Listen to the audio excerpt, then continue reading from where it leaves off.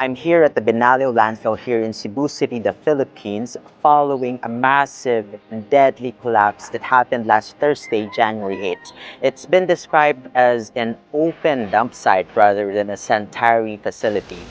And behind and beside me are the families and relatives of the victims still currently trapped at the rubble.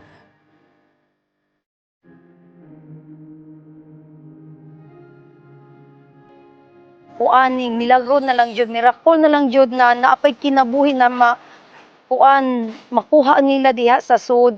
Pero para nako dawat lang siguro namo kay poisonous kayo ang mga basura.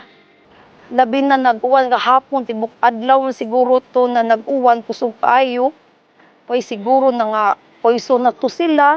Ang amoa unta buhi man upat tay makuha lang jud ang mga lawas diha aron mahimutang sad namo sa saktong kuan nila butanganan mahilo na ilang mga kalag.